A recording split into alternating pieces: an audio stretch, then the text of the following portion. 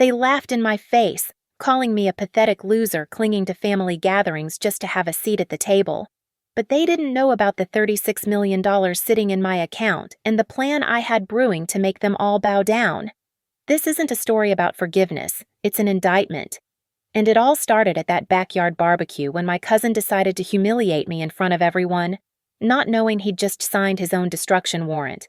My name is Samantha Hale, and I'm 34 years old. I work for Brightcore Strategies, a marketing company in Cincinnati, Ohio that most people would call small time. What they don't know is that I own 40% of it.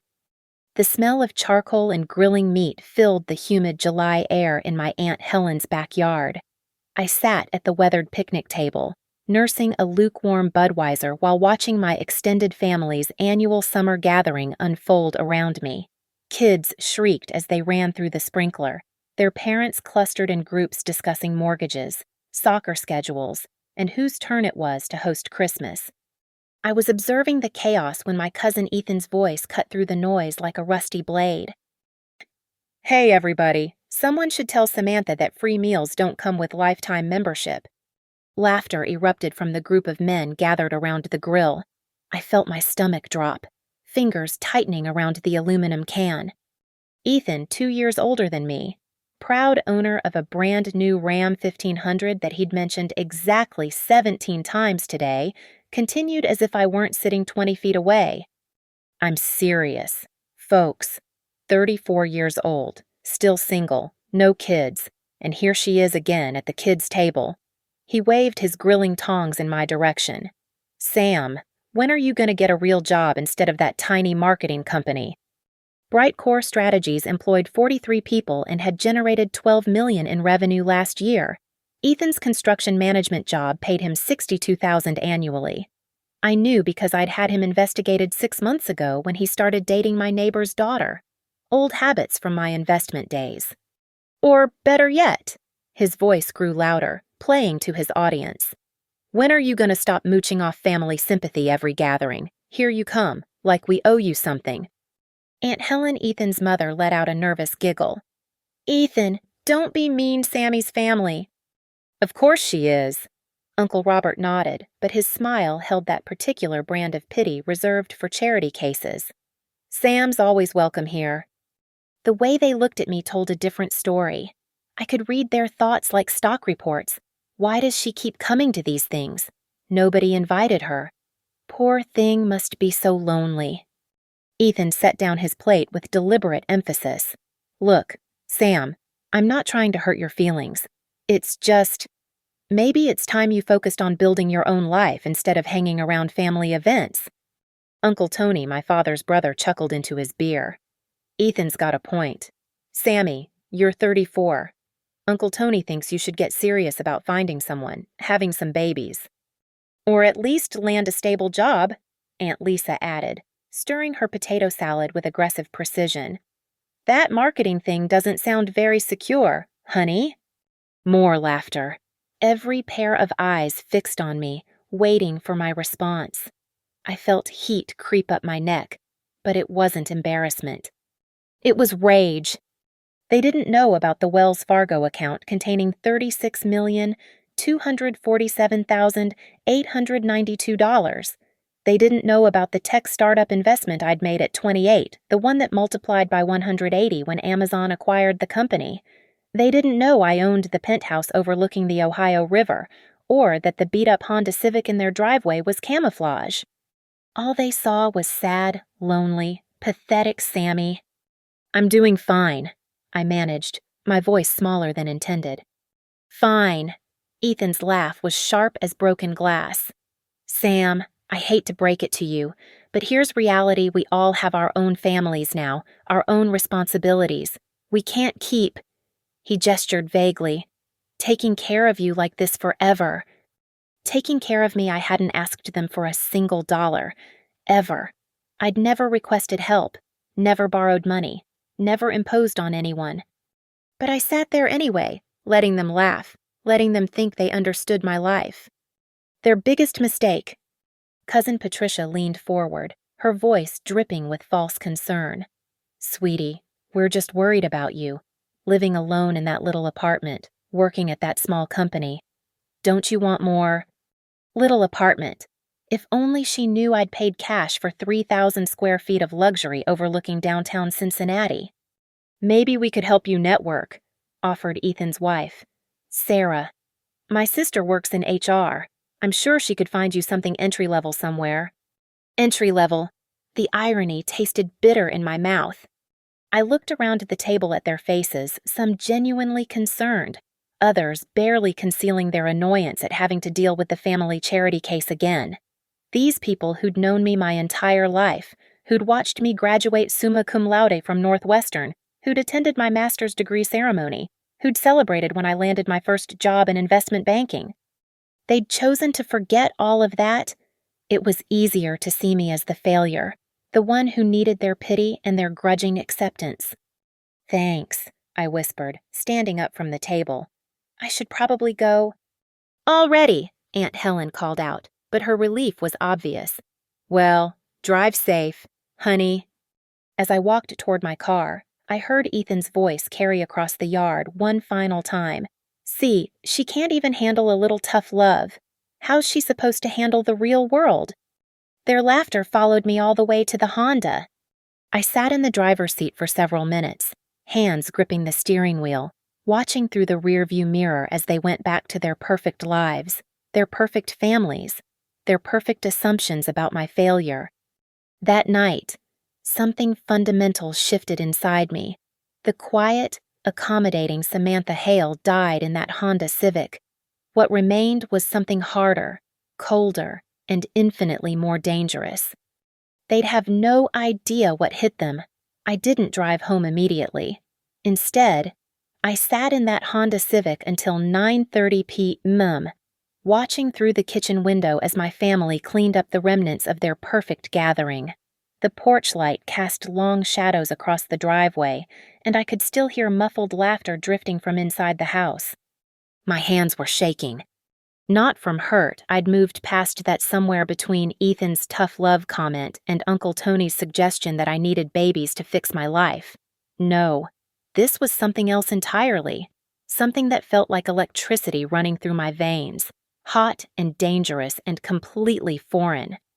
When I finally pulled into my building's underground garage at 10:15 p.m., the silence felt deafening. The elevator ride to the 23rd floor took forever. My penthouse 3,000 square feet of floor-to-ceiling windows overlooking the Ohio River had never felt more like a fortress. I poured myself 3 fingers of Macallan 25 and stood at the window, watching Cincinnati's lights twinkle below. The irony wasn't lost on me. Here I was, in a home worth more than most of my relatives would earn in their lifetimes, drinking whiskey that cost more than Ethan's truck payment, and they thought I was the charity case. The bathroom mirror showed me everything I'd been hiding for 6 years. Designer skincare had kept my complexion flawless. Personal trainers had maintained the body that expensive clothes disguised. Professional colorists had perfected the hair I kept deliberately understated.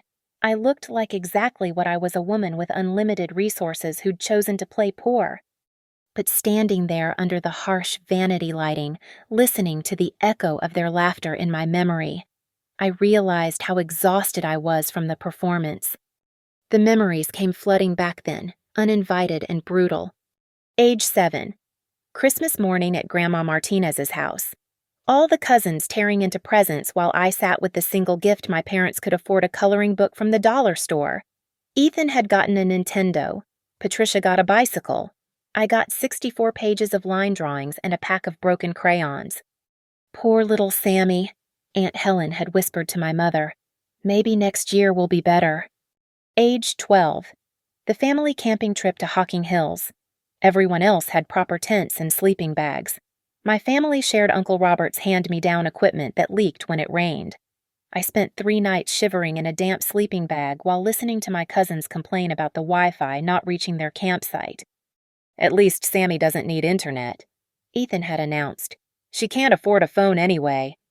Age 16. Prom season. While Patricia shopped for $800 dresses and Ethan rented a limousine, I worked double shifts at the local diner to afford a $30 dress from Goodwill. I'd styled my own hair, done my own makeup, and walked into that gymnasium with my head held high. "She looks nice," I'd overheard Aunt Lisa telling someone. Considering. Considering what? Considering that my parents weren't loaded. Considering that I had to work for everything I wanted. Considering that I'd maintained a 4.0 GPA while working 20 hours a week. But the worst memory was from my college graduation. Northwestern University. Summa cum laude. Double major in finance and economics. I'd earned a full academic scholarship and graduated with zero debt while most of my classmates owed six figures. My family had attended the ceremony. All of them. They'd sat in the auditorium and watched me walk across that stage, watched me receive academic honors, watched the dean personally congratulate me for my thesis on algorithmic trading. Afterward, at the celebration dinner I'd paid for myself, Ethan had raised his beer and said, "Well, at least now maybe Sam can get a real job instead of all this school stuff." A real job. As if 4 years at one of the country's top universities had been some kind of elaborate hobby. That night, 24 years old and holding a degree that would launch my investment career, I'd made a decision. I would never again give them the satisfaction of knowing how successful I'd become. Let them think I was struggling. Let them believe their own narrative about poor, unfortunate Samantha. It had been a game at first, wearing cheap clothes to family gatherings, driving the Honda instead of the BMW, talking about making ends meet, while my investment portfolio grew exponentially, watching them offer their pitying advice about budgeting and job hunting. But tonight, something had snapped. 6 years of playing the victim while they played the benevolent benefactors, 6 years of swallowing their condescension, their casual cruelty, their assumption that I needed their charity and their tolerance. 6 years of being treated like a burden by people who should have celebrated my success. I finished the whiskey and stared at my reflection again. The woman looking back at me wasn't the timid, grateful Sammy they'd humiliated tonight. This was someone harder, someone who'd spent 6 years documenting every slight, every insult, every moment of casual cruelty disguised as family concern. Someone who had $36 million and absolutely nothing left to lose. The silence in my penthouse was no longer deafening. It was pregnant with possibility. Tomorrow, I would make some phone calls. I would start making plans. And my dear, loving family who thought they knew exactly who I was and what I deserved would learn that they'd been playing a game where only one person knew the rules. Me. The city lights blurred through my tears, but they weren't tears of sadness anymore. They were tears of anticipation. Because this wasn't the end of my humiliation. This was the beginning of their reckoning. I called Marla Jennings at 7:45 the next morning. Marla had been my attorney since the Amazon acquisition, the only person who knew the true extent of my wealth. More importantly, she was the only person who understood the psychology of revenge. Her specialty was corporate warfare, dismantling companies, destroying reputations, and rebuilding empires from the ashes of her enemies. "Samantha," her voice was crisp even at this early hour. "I wasn't expecting to hear from you so soon. How was the family gathering?" "Illuminating," I said, pacing across my living room's marble floor. "I need to see you today, and I need you to clear your schedule for the next month." A pause. Marla's pauses were never accidental. They were calculated spaces where she assembled strategy. "What kind of project are we talking about?" "The kind that requires surgical precision and absolutely no mercy." "My favorite kind, 10 a.m., my office." Marla's law firm occupied the top 3 floors of a downtown Cincinnati high-rise. Her corner office overlooked the river, and the walls were lined with framed articles documenting her most ruthless victories. She'd earned her reputation destroying people who underestimated her, and she charged accordingly. I'd paid her $6 million in fees over the years, every penny worth it. "Tell me everything," she said, settling behind her mahogany desk with a legal pad and her trademark Mont Blanc pen. I recounted every detail of the barbecue, every insult, every moment of casual cruelty. Marla took notes in her precise handwriting, occasionally asking for clarification about specific family members or their financial situations. "So your objective is what, exactly?" she asked when I finished. "Public humiliation, financial ruin, legal destruction." "All of the above, but not just Ethan." I leaned forward in the leather chair. "Everyone who laughed, everyone who nodded along, everyone who spent 6 years treating me like their personal charity case while I've been sitting on $36 million. Marla's smile was predatory. "You want to burn down the entire family structure." "I want them to understand that their pity was misplaced, their superiority was imaginary, and their casual cruelty has consequences." She tapped her pen against the legal pad. "The challenge is doing this without appearing vindictive. We need them to destroy themselves, expose their own greed, their own hypocrisy, their own moral bankruptcy. You can't be the villain in this story. Samantha, you have to be the victim who finally fought back." "How do we do that?" "We give them exactly what they think they want: access to your money. We make them believe you're finally ready to share your good fortune with family. And then we document every greedy, manipulative thing they do." Marla opened her laptop and began typing. "I'm thinking a phased approach. First, we establish the narrative that you've come into some money, not all of it, just enough to make them interested. Maybe an inheritance from a distant relative, or a small business success. Something believable but significant." "How significant?" $2 million. Enough to change their attitude toward you. Not enough to make them suspicious. Her fingers flew across the keyboard. Phase 2. We create opportunities for them to reveal their true nature. Family loans they'll never intend to repay. Investment opportunities where they expect guaranteed returns. Situations where they'll feel entitled to your money simply because you're family. I felt something cold and satisfied settling in my chest. And Phase 3. Phase 3 is where we document everything. Every conversation, every text message, every moment where they reveal how they really feel about you. We build a comprehensive record of their greed and manipulation. Marla turned her laptop toward me. The screen showed a detailed timeline, a battle plan that would unfold over the next 6 weeks. "The end game," she continued, "is a family gathering where you reveal not just their behavior, but the full extent of your wealth. You show them exactly what they could have had if they'd treated you with basic human decency. And then you destroy them financially and socially. Every business loan Ethan has outstanding, every credit line Uncle Robert depends on, every social connection that keeps them feeling superior, we systematically dismantle their lives." I studied the timeline. It was elegant in its simplicity, brutal in its thoroughness. "Well, what about legal exposure? Can they sue me for emotional distress or something equally ridiculous?" Marla laughed. "Samantha, I've been documenting your family's treatment of you for 6 years through our conversations. Every birthday they forgot, every gathering where they made you feel unwelcome, every casual insult disguised as concern. If anyone has grounds for emotional distress claims, it's you." She pulled out a thick folder from her desk drawer. "I've been keeping records because I knew this day would come. Wealthy people with poor relatives always reach this breaking point eventually." The folder contained printed emails, text message screenshots, even audio recordings from family gatherings where I'd worn a wire on Marla's advice. 6 years of evidence showing a pattern of emotional manipulation and financial coercion. "They've been trying to make you feel guilty for having less than them," Marla said. "Now they're going to learn what it feels like to have less than you. Much less." I flipped through the documentation, feeling a surge of something that wasn't quite satisfaction yet, but was heading in that direction. "When do we start?" "Today. You're going to call Ethan this afternoon and apologize for leaving the barbecue early. You're going to be humble, grateful, and just vulnerable enough to make him feel superior." Marla's eyes glittered.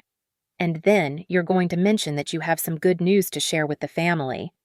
"What kind of good news?" "The kind that makes greedy people very, very stupid." As I left Marla's office at 11:30, I felt lighter than I had in years. not because the weight of their cruelty had lifted that would take time and considerable satisfaction to accomplish. I felt lighter because I was no longer carrying this burden alone. Now I had a plan, a timeline, and a weapon more devastating than they could possibly imagine. Their own greed. I called Ethan at 2:15 p.m. Just as Marla had instructed. Lunch hour was over, which meant he'd be back at the construction site, probably feeling magnanimous after a successful morning of telling his crew how to do their jobs. Sam. His voice carried surprise and something that might have been guilt. Hey, I wasn't expecting to hear from you. I wanted to apologize, I said, injecting just the right amount of tremor into my voice. For yesterday, for leaving so abruptly.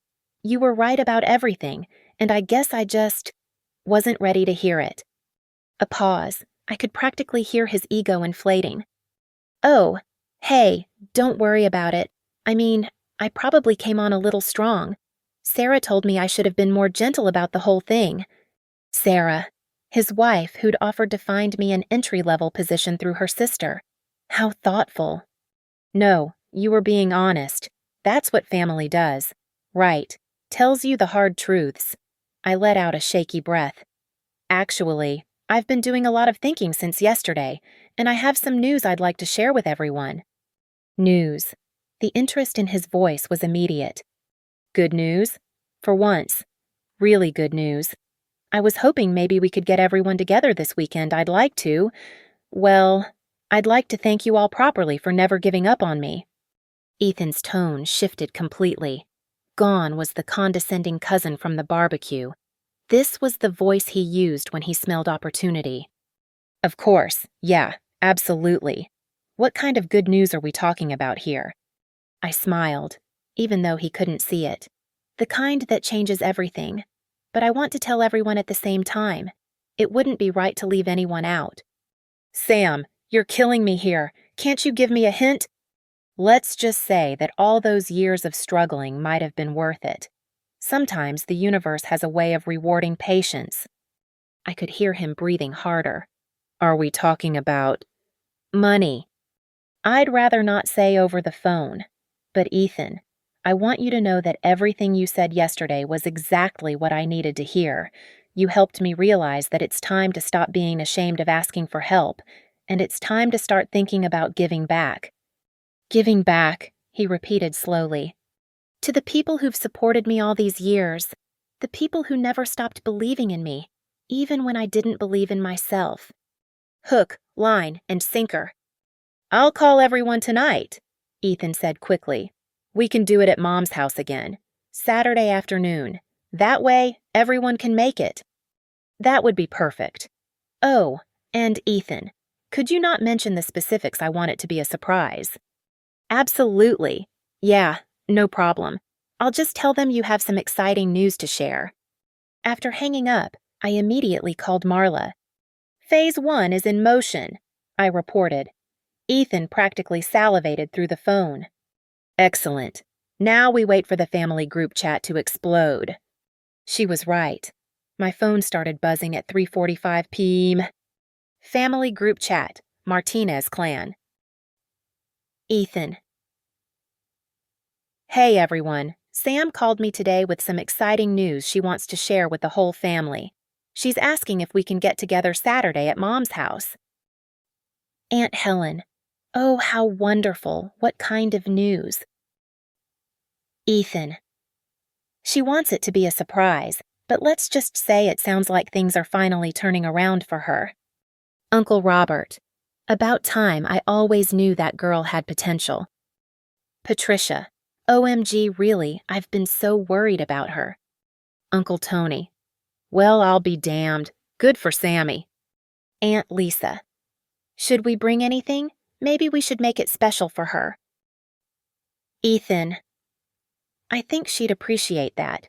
She sounded really emotional on the phone. Like, grateful, emotional. Sarah. This is so exciting. I knew my pep talk would help. Pep talk. That's what she was calling her offer to find me entry-level work. Patricia. Do you think she finally got a better job, or maybe she's engaged? Ethan. I'm not saying anything, but she mentioned something about the universe rewarding patience and being able to give back to family. Uncle Robert, give back, that sounds promising. Aunt Helen, oh, I'm so proud of her. She's always been such a sweet girl. Sweet girl. Where was this sentiment yesterday when they were laughing at my expense? Uncle Tony. Saturday it is.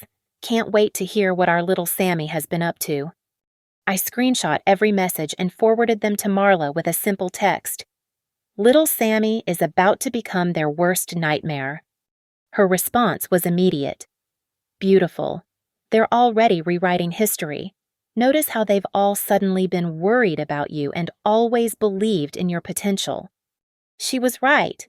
24 hours ago, I was the family burden. Now that I'd hinted at money, I was the sweet girl they'd always supported. Over the next 3 days, the messages continued. Each family member reached out individually, suddenly concerned about my well-being, suddenly interested in my life. Aunt Helen. Sweetie, I'm so excited for Saturday. You know we've always been here for you, right? Patricia. Sam, I've been thinking about you so much lately. Can't wait to catch up properly. Uncle Robert, oh, Sammy girl, whatever this news is, I want you to know how proud your old uncle is. The most revealing message came from Ethan on Friday night. Hey, just between us. If you need any advice about managing money or investments, I've got some experience. Happy to help family. You know. I showed the message to Marla during our final strategy session Friday evening. He's already positioning himself as your financial advisor, she observed. Classic predatory behavior. He assumes you're too naive to handle money properly. What about the others? Marla pulled out surveillance reports her firm had compiled. Uncle Robert has been making calls to his broker all week. Patricia started researching luxury cars. Aunt Lisa has been looking at vacation packages to Europe. They're already spending money I haven't offered them. Exactly. And tomorrow, when you reveal the scope of your wealth, we're going to document every single moment of their greed, every assumption they make about what they deserve, every plan they've been making with your money.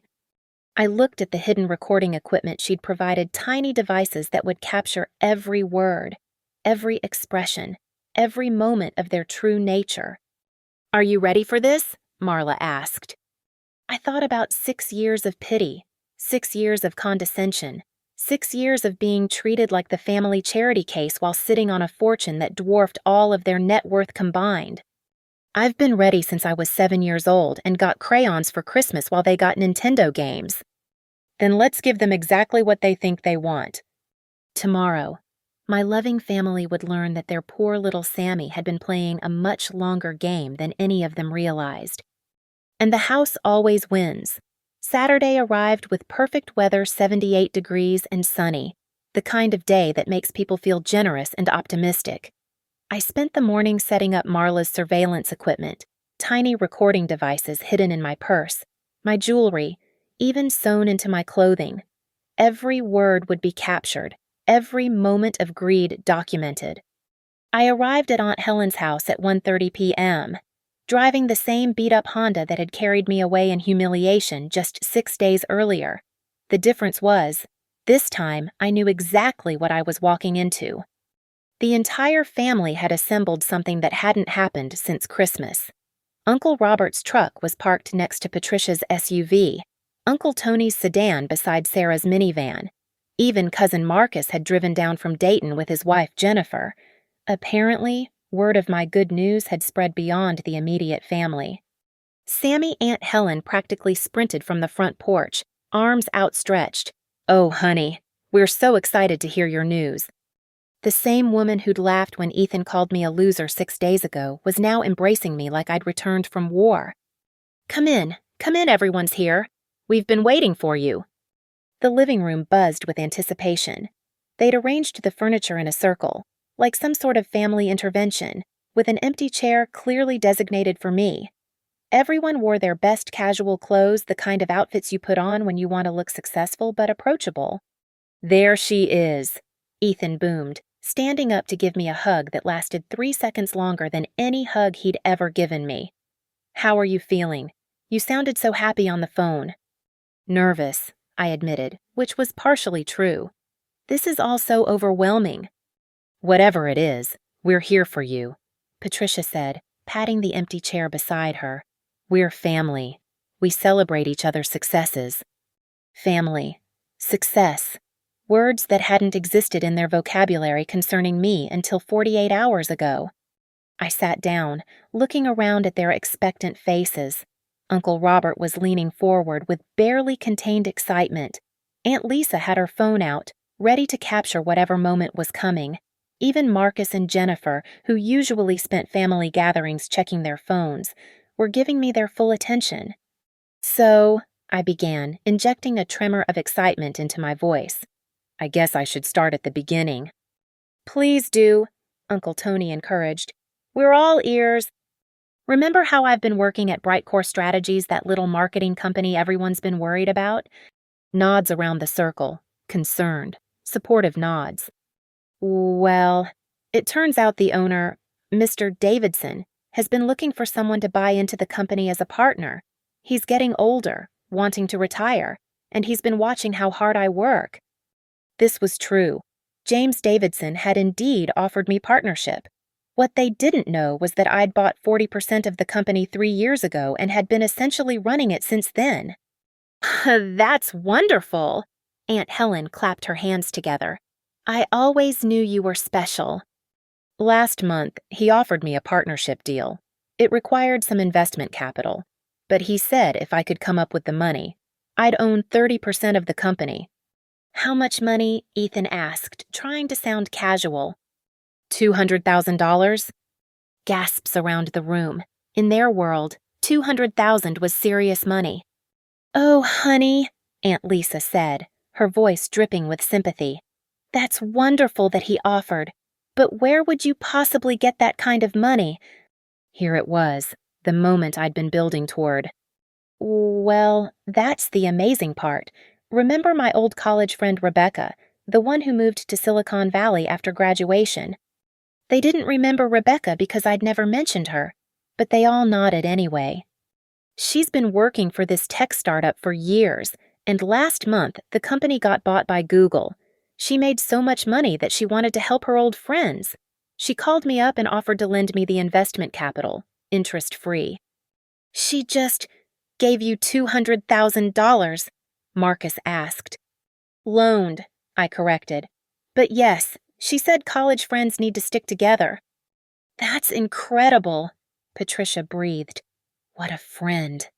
So I took the partnership, and I paused for dramatic effect. The company's value has increased dramatically since the partnership was announced. Mr. Davidson thinks my shares are now worth close to $2 million. The silence that followed was deafening. I could practically hear their mental calculators spinning. $2 million, Uncle Robert repeated slowly. Give or take, and that's just the beginning. Mr. Davidson thinks we could be looking at a buyout offer within the next year, possibly from a major corporation. What kind of buyout? Ethan's voice was careful, controlled.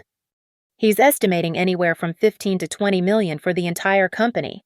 My share would be, I pretended to calculate, somewhere between $4 and $6 million. The room erupted.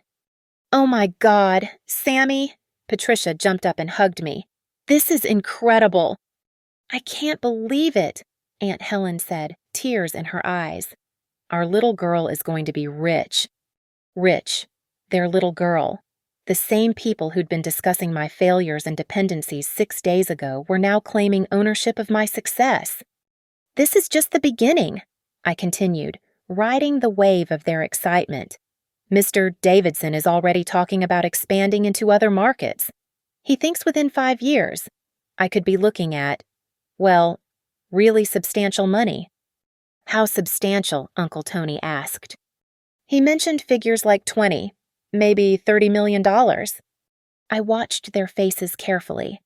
This was the moment Marla had prepared me for when their greed would override their caution.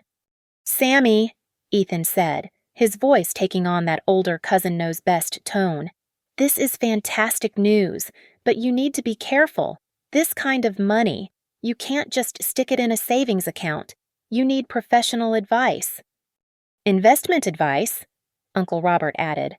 "I've got some experience with the stock market. I could help you diversify." "And you'll need to think about taxes," Aunt Lisa chimed in. "Jennifer's brother is an accountant. I'm sure he'd give you a family discount." Marcus leaned forward. "Have you thought about real estate property values in Cincinnati are climbing? I know some people who could help you get in on the ground floor." There it was, less than 10 minutes after learning about my supposed windfall, and they were already planning how to get their hands on it. "That's so generous of everyone," I said, letting gratitude flood my voice. "I was hoping you'd all help me figure this out. I don't really know anything about managing this kind of money." "That's what family is for," Patricia said, squeezing my hand. "We look out for each other." "Absolutely," Ethan agreed.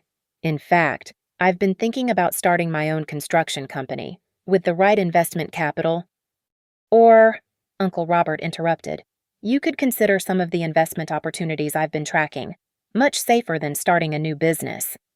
I smiled and nodded, letting them talk over each other, letting them reveal exactly what Marla had predicted they would reveal. Their masks were coming off, piece by piece, and my hidden cameras were capturing every moment.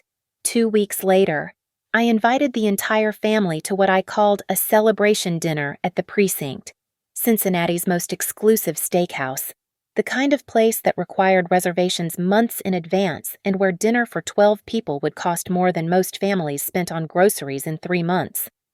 I'd booked the private dining room on the second-floor mahogany walls, crystal chandeliers, and a view of the city that screamed money.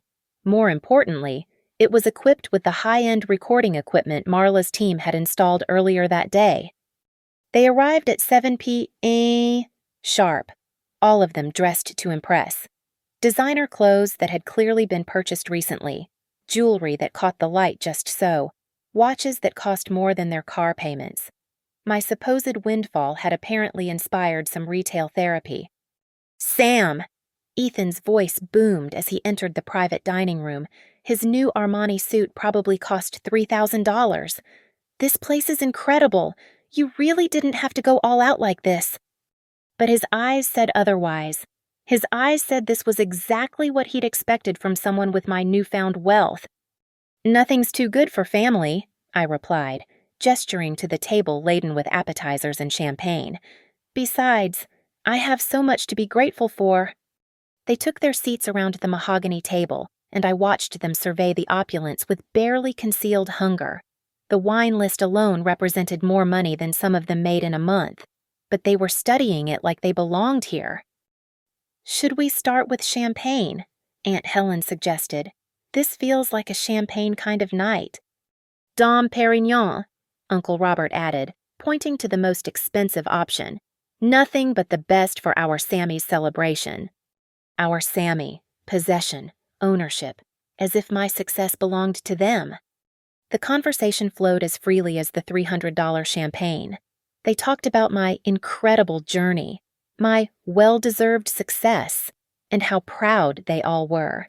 The same people who'd been discussing my failures 2 weeks ago were now rewriting history in real time. "You know what I love most about this whole thing," Patricia said, raising her glass. "It's that you stayed humble through all of it. Lesser people might have gotten arrogant with this kind of money." Arrogant, like having self-respect, was a character flaw. "Speaking of money," Ethan said, cutting into his $60 Wagyu steak, "have you given any more thought to investment opportunities?" "Here we go." "Actually," I said, "I've been thinking about what you all said, about family looking out for each other, and I realized something important." The table went quiet. Every fork stopped moving.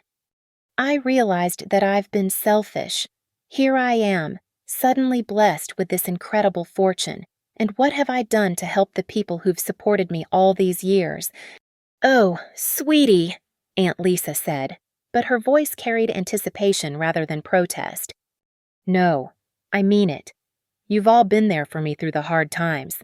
The least I can do is share the good times. Uncle Robert leaned forward. Sammy, what are you saying? I'm saying that I want to help. Ethan, you mentioned wanting to start your own construction company. What kind of investment would you need to make that happen? Ethan's eyes lit up like Christmas morning. Well, to do it right, to really compete with the established firms, I'd probably need around $500,000, but I wouldn't expect you to— Consider it done, I said simply. The silence was profound. Then the room erupted in excited chatter. Are you serious? Sarah gasped. Completely serious. And Marcus, you mentioned real estate opportunities. What would it take to get you started? Marcus nearly choked on his wine. Well, to really make an impact in the Cincinnati market, probably $300,000 for the initial investment portfolio. Done. Patricia grabbed my arm. Sam, this is incredible, but you can't just give away your money like this. I'm not giving it away. I'm investing in family. Uncle Robert, you mentioned stock market expertise. If I set up an investment fund with, say, $2 million, would you be willing to manage it for a reasonable fee? Of course. Uncle Robert's hand was shaking as he reached for his wine glass. Yes, absolutely. I've been managing my own portfolio for 20 years. Which was true. His own portfolio, which had lost 30% of its value in the last 2 years. But I wasn't supposed to know that. And Aunt Lisa, Jennifer's brother, the accountant, I'm going to need serious tax planning. This kind of money requires professional management. He'd be honored to help, Aunt Lisa said quickly. Family rates, naturally. Naturally. The evening continued with increasingly elaborate plans for my money. Everyone had ideas. Everyone had connections. Everyone had expertise I desperately needed. By 9:30 p.m., I had verbally committed to investing over $4 million in various family ventures. This is incredible, Aunt Helen said, dabbing at her eyes with her napkin. I'm so proud of the woman you've become, Sammy. So generous, so thoughtful. It's what family does, I replied, echoing Patricia's words from 2 weeks ago. As the evening wound down, I excused myself to the restroom, leaving them alone at the table. Through the hidden microphones, I listened to their conversation.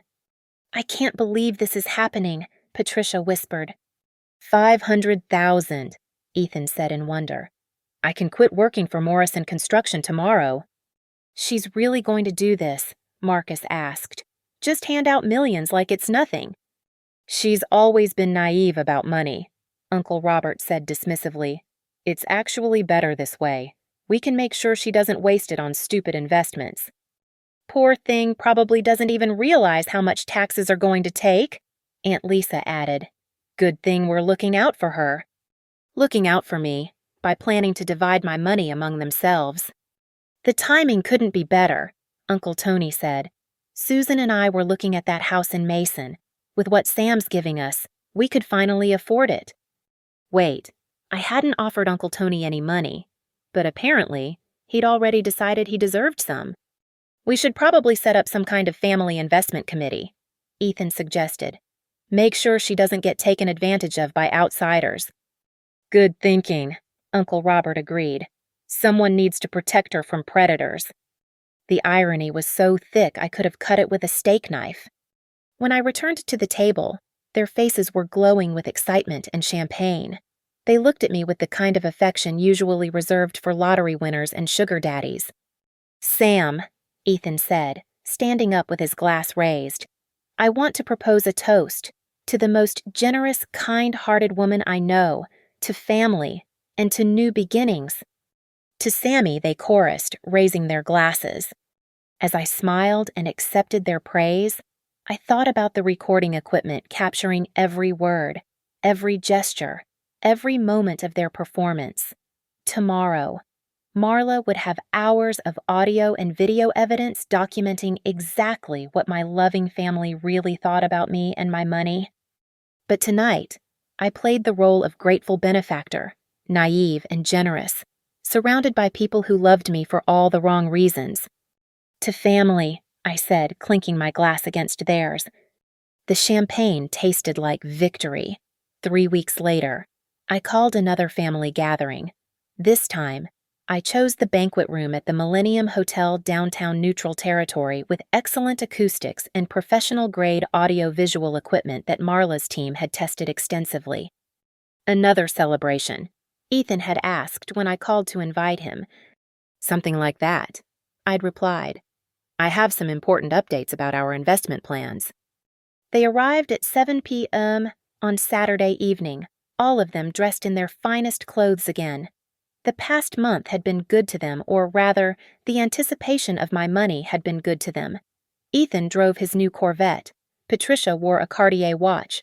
Uncle Robert had traded his old truck for a BMW. All purchased on credit, no doubt, against their expected windfall. I stood at the head of the banquet table, looking out at their expectant faces. Behind me, a large projection screen displayed the hotel's generic welcome message. In my hand, I held a remote control that would change everything. "Thank you all for coming," I began, my voice steady and calm. "Before we start, I want to say how much these past few weeks have meant to me, seeing how supportive you've all been, how willing you are to help me navigate this new chapter in my life. It's been truly enlightening." Nods and smiles around the table. Uncle Tony adjusted his new tie. Aunt Lisa's diamond earrings caught the light. I've learned so much about what family really means, about loyalty, about love, about what people are willing to do when they think there's something in it for them. A few confused glances were exchanged, but they maintained their supportive expressions. So tonight, I thought we should take a moment to reflect on family values, on honesty, on the things we say when we think no one is listening. I clicked the remote. The projection screen flickered to life, showing a familiar scene Aunt Helen's backyard barbecue from 5 weeks ago. "Let's start with some memories," I said. Ethan's voice filled the room through the hotel's sound system. "Hey, everybody. Someone should tell Samantha that free meals don't come with lifetime membership." The laughter that followed was deafening in the silent banquet room. I watched their faces change as they recognized the scene, the voices, the moment when their true feelings about me had been so casually displayed. 34 years old, still single, no kids, and here she is again at the kids' table. Patricia's face had gone white. Uncle Robert was staring at the screen like he was watching a horror movie. "When are you gonna stop mooching off family sympathy?" I paused the recording. That was 5 weeks ago, but let's jump ahead to more recent conversations. Shall we? Click! The screen now showed audio wavelengths from the hidden recording at the precinct, with their voices crystal clear. Uncle Robert: "She's always been naive about money. It's actually better this way. We can make sure she doesn't waste it on stupid investments." Aunt Lisa: "Poor thing probably doesn't even realize how much taxes are going to take. Good thing we're looking out for her." Ethan: "We should probably set up some kind of family investment committee. Make sure she doesn't get taken advantage of by outsiders." Uncle Robert: "Good thinking. Someone needs to protect her from predators." I let that word hang in the air. Predators. "Interesting perspective," I said, advancing to the next recording. "Here's another enlightening conversation from last Tuesday's phone call between Ethan and Uncle Robert. They didn't know I was recording." Ethan's voice: "The timing is perfect. With what Sam's giving me, I can quit Morrison tomorrow and start my own company. Finally, be my own boss." Uncle Robert: "She's making this too easy. $500,000 for a construction company that'll probably fail within 2 years. She might as well just hand you cash." Ethan, laughing: "Hey, if she's stupid enough to throw money around, who are we to stop her?" The silence in the banquet room was suffocating. Ethan's face had turned a mottled red. Sarah was staring at her hands. "But my personal favorite," I continued, clicking to the next recording, "was the family group chat from yesterday. Patricia, I believe this was your contribution." Patricia's voice, recorded from her voicemail to Aunt Helen: "I feel a little bad taking so much money from Sam, but honestly, someone should teach her about the real world. Money doesn't just fix everything. Maybe losing some of it will make her more realistic about life. Patricia made a choking sound. Oh, but wait, there's more. Marcus, your conversation with Jennifer was particularly illuminating. Marcus, 300,000 is just at the start. Once she sees how successful the real estate venture is, she'll want to invest more. I'm thinking we could get at least $1 million out of her over the next year. Jennifer, is that ethical? I mean, she's family. Marcus, it's business, babe. She's got more money than she knows what to do with. We're actually helping her by giving her somewhere to put it. I clicked the remote one final time. The screen now displayed a single document, a bank statement. Wells Fargo private bank account balance, $36,247,892.33. The number was so large it took them several seconds to process it. When comprehension finally dawned, the gasps were audible.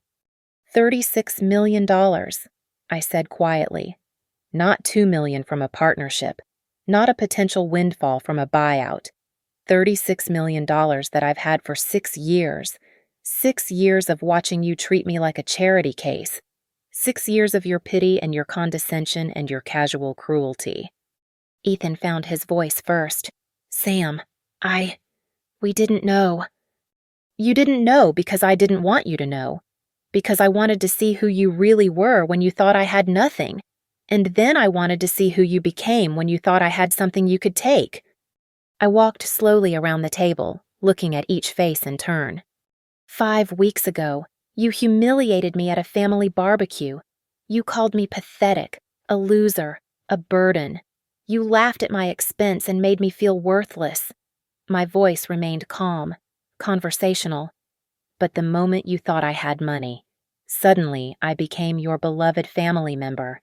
Suddenly, I was generous and kind-hearted and deserving of your support. Sam, please, Aunt Helen whispered. We love you. We've always loved you. No, I said simply. You've always loved the idea of controlling me, of being superior to me, and when that wasn't possible anymore, you decided to love my money instead. I clicked the remote again. The screen now showed legal documents. These are the investment contracts you've all been expecting.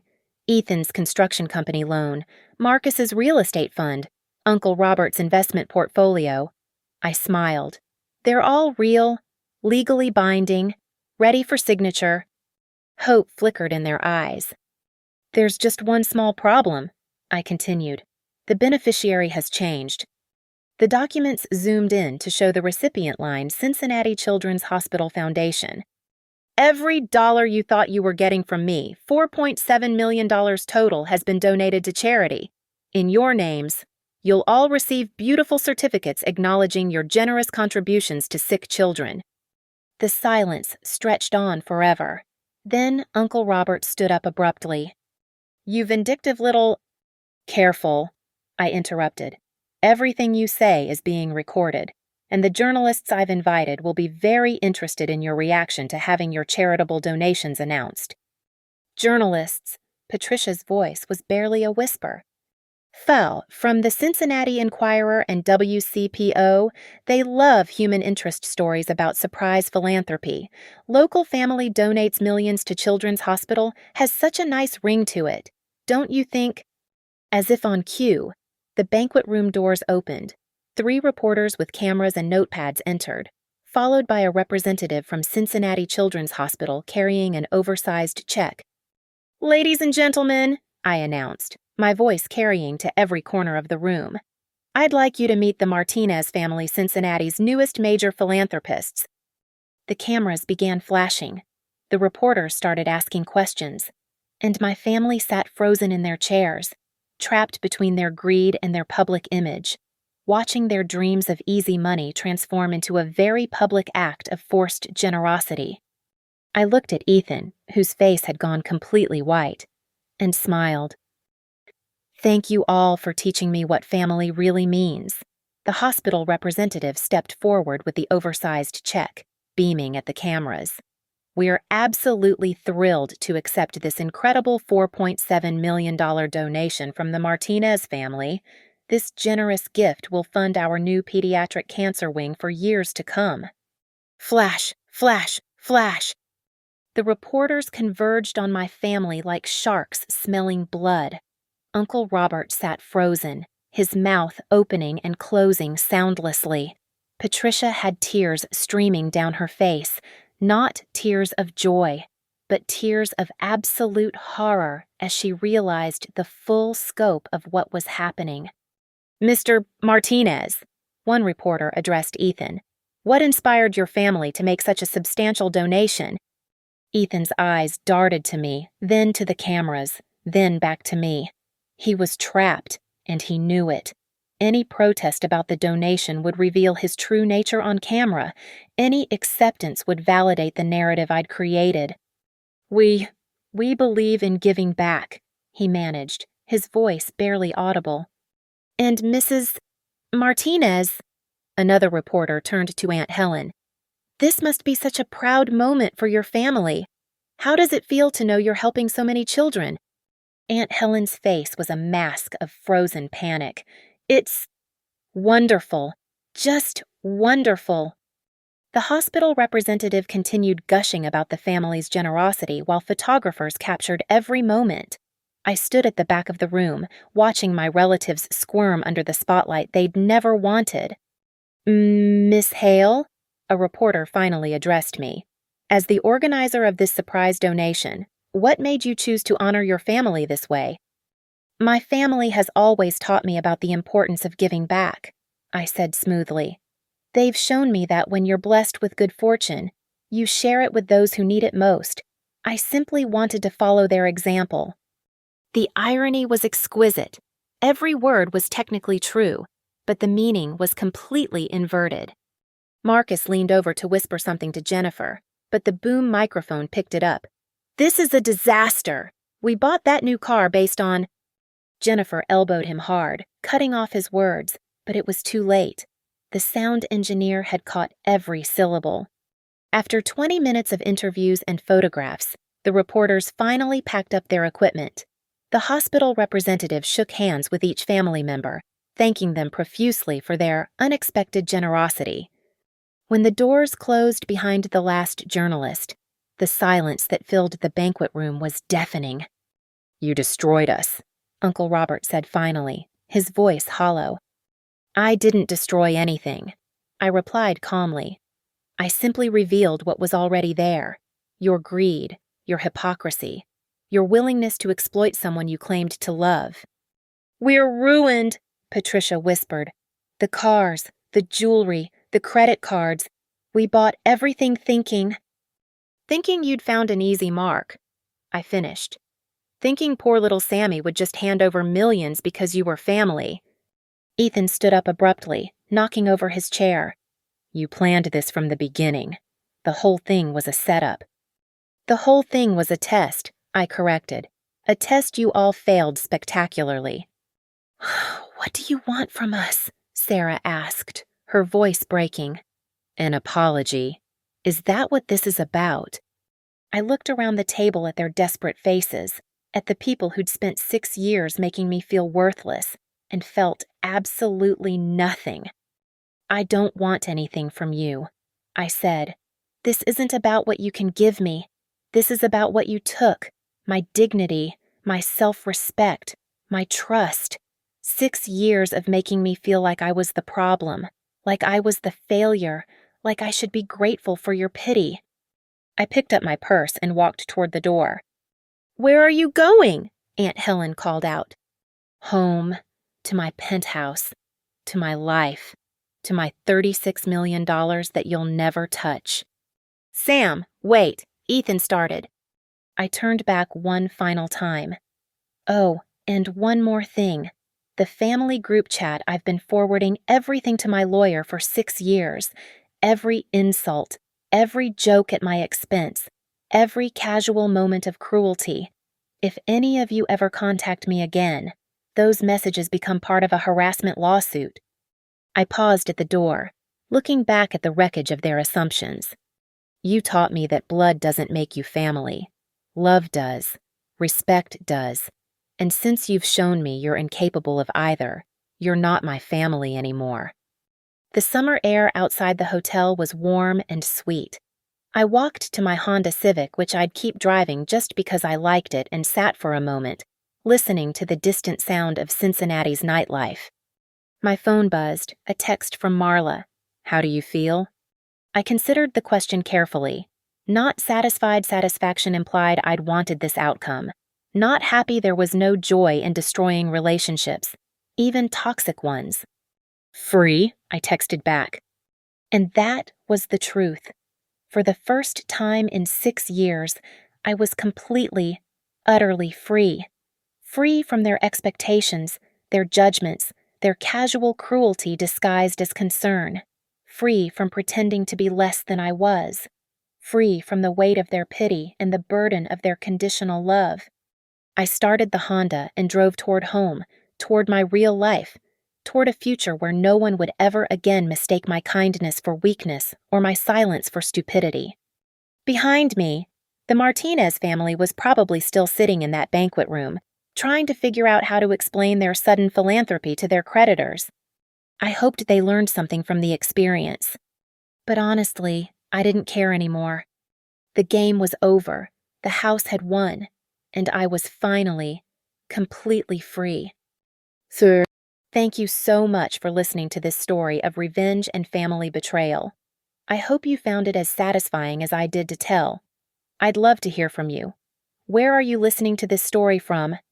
Are you at home, commuting, or maybe taking a break at work?